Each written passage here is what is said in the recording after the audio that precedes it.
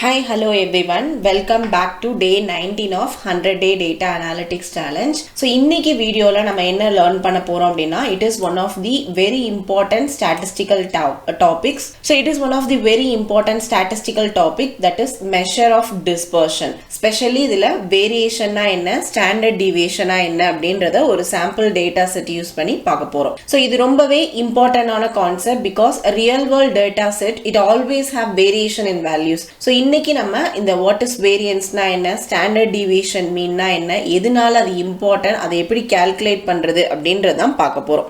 So before starting the class, I would like to introduce about our data analytics master class. நீங்க ஒரு data analytics ஆகணும், data fieldக்குள்ள enter ஆகணும், எங்க இருந்து எதை ஸ்டார்ட் பண்ணணும்னு தெரியல அப்படின்னா நம்மளோட data analytics master class உங்களுக்கு ரொம்ப ஹெல்ப்ஃபுல்லா இருக்கும்.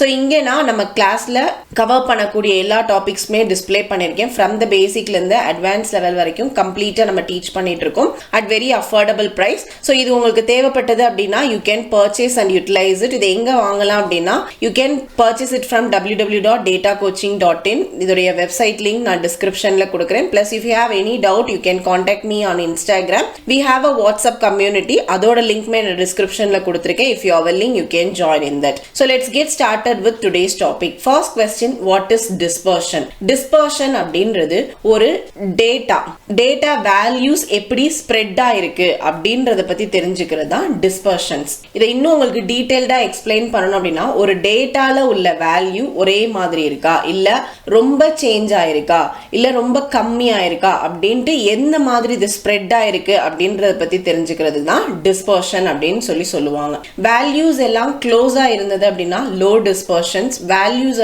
ரொம்ப ஸ்ப்ரெட் ஆயிருந்ததுன்னா that is called as high dispersion. இதுக்கு ஒரு எக்ஸாம்பிள் சொல்லணும் அப்படின்னா இப்போ ஒரு salary of employees நம்ம எடுத்துக்கலாம், like 30, 32, 31,500 அந்த மாதிரி. அப்ப இதுல எவ்வளவு வேல்யூஸ் இருக்கு, 30,000, 31,500, 32 எல்லாமே ரொம்ப க்ளோஸா இருக்கு. அப்ப இதுக்கு பேரு லோ டிஸ்பர்ஷன் சொல்லுவாங்க. இப்ப அதே salary வந்து 25,000, 65,000, 85,000, 1,20,000 இந்த மாதிரி ரொம்ப லாங்கான கேப்ல இருந்ததுன்னா that is called as high dispersions. So because இந்த இடத்துல வேல்யூஸ் எல்லாம் ஸ்ப்ரெட் ஆயிருக்கு. So the next thing what we are going to learn is variance. இந்த வேரியன்ஸ் உங்களுக்கு என்ன சொல்லுது அப்படின்னா ஒரு மீன்ல இருந்து ஒரு வேல்யூ எவ்வளவு தூரத்துல இருக்கு அப்படின்றத பத்தி சொல்றதா variance. I'll explain you one more time. ஒவ்வொரு வேல்யூவும் ஆவரேஜ் வேல்யூல இருந்து எவ்வளவு தூரத்துல இருக்கு அதுக்கு பேர் தான் வேரியன்ஸ்னு சொல்லுவாங்க. சோ இப்போ இதோட ஃபார்முலா பாத்தீங்கன்னா sample variance is equal to sigma x minus x bar the whole square which is divided by n minus 1. இந்த இடத்துல இந்த x that is xi அப்படின்றது each data value, x bar அப்படின்றது sample mean, ஓகேங்களா. n minus 1 அப்படின்றது it's a degree of freedom. எதனால n minus 1 ஆல நம்ம டிவைட் பண்றோம்னா because sample data அப்படின்றது it's an incomplete. so அதனால n minus 1 நீங்க வந்து டிவைட் பண்ணீங்க அப்படின்னா it makes the variance more accurate ஆ இருக்கும். so this is the formula for the variance. so next நம்ம பார்க்க போறது standard deviation. standard deviation அப்படின்றது it's the square root of variance. This is more practical because it come back to the original units. So இப்போ I hope you all understand what is variance and what is standard deviation. இப்போ நம்ம என்ன பண்ண போறோம் அப்படின்னா பைத்தான்ல பிராக்டிகலா இதை செஞ்சு பார்க்க போறோம். So இந்த பைத்தான்ல இதை செய்யறதுக்கு we have a data set. I'll show you the data set. So this is the data set that we are going to use. இதுல நமக்கு மொத்தம் 50 employees ஓட data இருக்கு. We have the employee ID and எந்த டிபார்ட்மெண்ட்ல work பண்றாங்க அவங்களோட monthly salary எவ்வளோ அப்படின்றது இதுல நம்ம மென்ஷன் பண்ணிருக்கோம். So now I'll go to Jupyter notebook to see this practically. So now we are in our Python notebook. நம்ம first என்ன பண்ண போறோம் அப்படின்னா நம்மளுடைய டேட்டாவை இம்போர்ட் பண்ணணும். So but before seeing this Python I have to show you something. Like இப்ப இந்ததை நம்ம calculate பண்ணணும் அப்படின்னா ஒன்னு நம்மளுடைய ஃபார்முலா யூஸ் பண்ணி calculate பண்ணலாம். There is another way, like we can use the Excel. Excelல யூஸ் பண்ணும்போது I'll show you like how we can find the variance. var.s இந்த function யூஸ் பண்ணிக்கோங்க. Okay, within a bracketல number 1 number 2 இருக்கு, or else we can select the range. So நம்ம monthly salary use பண்ணி தான் calculate பண்ண போறோம். So அதனால control shift enter கொடுக்கிறேன். So it will go there. Now we will close and press enter. So இப்ப பாருங்க, we have calculated the variance. இப்ப இதுவே standard deviation calculate பண்ணோம்னா equal to std dot பாத்தீங்களா, stdev.s அப்படின்ற function யூஸ் பண்ணலாம். Once again I will select the range, control shift down arrow, I will close the function and press enter. So இப்போ இதோடைய standard deviation நம்ம calculate பண்ணிட்டோம். This is how you have to calculate the variance and standard deviation in Excel. இதுவே formula use பண்ணி பண்றதா இருந்தா you all know, I'll show you the formula now. So இப்போ formula use பண்ணி பண்ற first வந்து mean salary என்னன்றதை calculate பண்ணனும். அதுக்கு அப்புறமா we have to subtract the salary from the mean, that is x minus mean நம்ம பண்ணனும். அதுக்கு அப்புறமா we have to square the difference.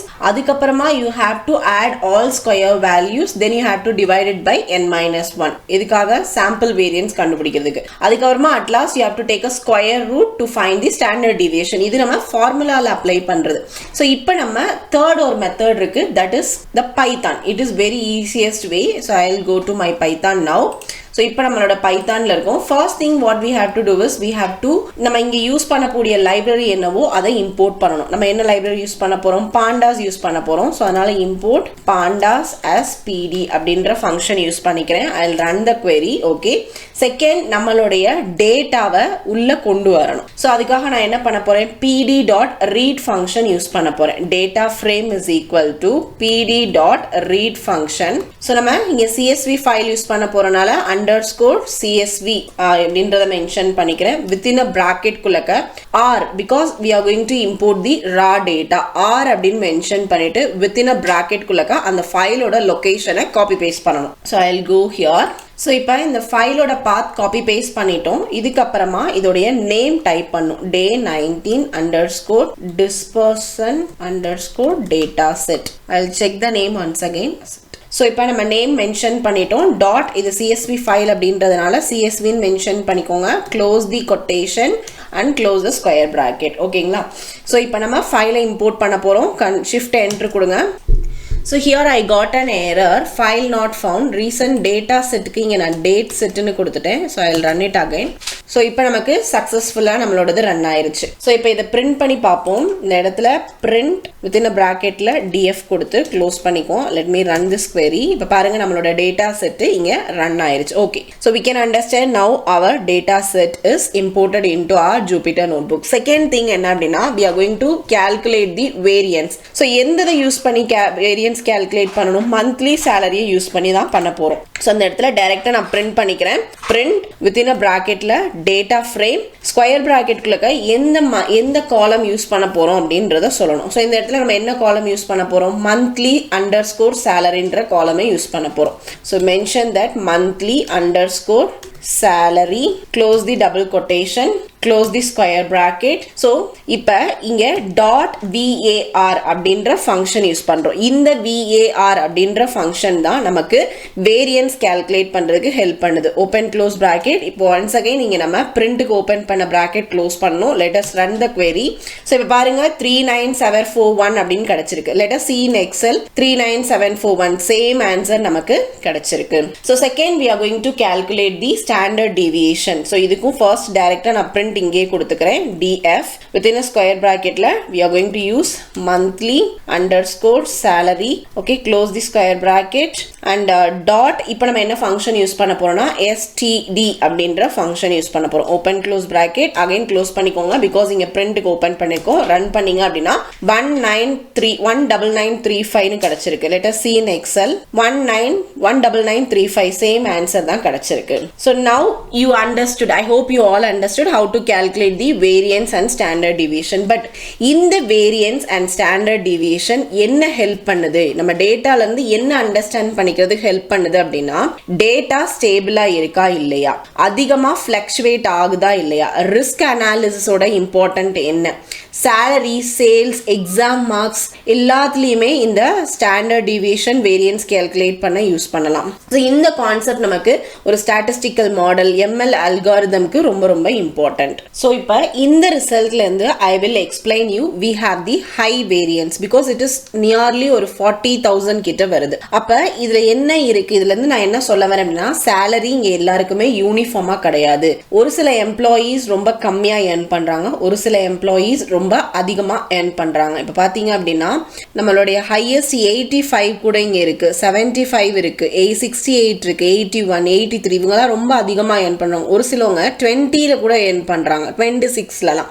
So அப்போ இங்கே சேலரி யூனிஃபார்ம் கிடையாது. அது மட்டும் இல்லாமல் we have salary inequality in each department அப்படின்றத இந்த வேரியன்ஸ் மூலமாக அண்டர்ஸ்டாண்ட் பண்ணிக்க முடியுது. ஸ்டாண்டர்ட் டிவியேஷன் மூலமாக உங்களால் என்ன அண்டர்ஸ்டாண்ட் பண்ணிக்க முடியுது? So most of the employees they have the standard deviation like a mean plus standard deviation நீங்க calculate பண்ணீங்க அப்படின்னா இப்போ இங்க mean அப்படின்றது it comes approximately 57,000 கிட்டக்க வருது. So இந்த 57 plus 19 that will be our high maximum வாங்குறதா இருக்கணும். 57 minus 20 அதுதான் வந்து lowest ஒரு approximate சொல்றாங்க. So majority of employees வந்து majority of employees சொல்றேன், majority of employees வந்து அந்த range அந்த 40ல இருந்து 60 ரேஞ்சுக்குள்ள வர்றாங்க.